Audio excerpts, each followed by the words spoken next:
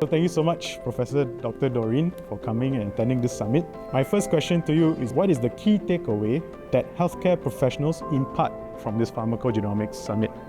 It's just very amazing how there's so much knowledge about pharmacogenomics in general, whether it's going to be in neurology or in cardiology or in oncology. And I would say that the key impact of the message is that there's so much deep science involved, and it really requires the specialty itself to be able to interpret that deep science involved, right, in the application of how pharmacogenomics can be used. So I think the key impartation of these things, maybe we can split it up into like a few categories. The first category is the science is there. And essentially the science being there, the actual facts as being imposed or given to people is just amazing to start to even understand. The second thing is, besides the science that's already established, right, I feel like there's a lot more work to do with respect to the current application of pharmacogenomics. I think there's really just a lot more that we still don't know, and just really very humbling how much we don't know. But yet it's so exciting how much we already know.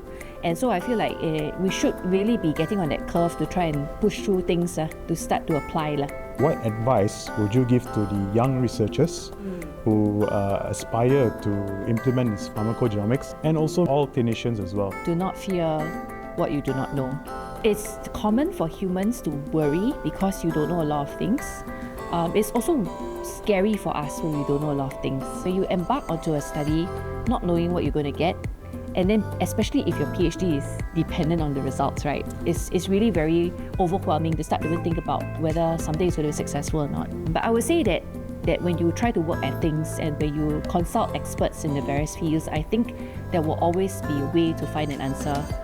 So if right from the beginning you fear the unknown, you're not going to be able to discover anything big, right? If you start to think about how the tallest building was ever built, and if it didn't start with a dream, right, nothing would even have been done. So I think it's important to think about where you want to hit and what is the impact that you want to create.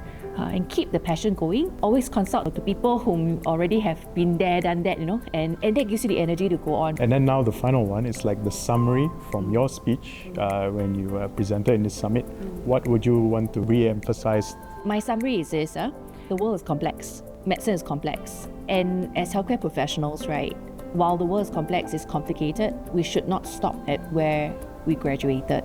It's very important to understand how the new science can be used to make the best for tomorrow for our patients. When we stop learning, when we stop applying, I think that's when we stop being accountable to ourselves and to the patients. I think the last thing I want to say to anybody who listens to all the talks from today, that is to never stop asking questions, to never stop asking how we can change the world for the better for someone tomorrow. All right, that's a wrap. Thank you so much. Oh, that was fast. Yeah. They want to stress you on it, but thank you so much for attending and participating in this session. Thank you so much. It's so easy. Yeah, no. Thank you. Yeah. Thank you so much. Might better give you back. No. I mean, yeah.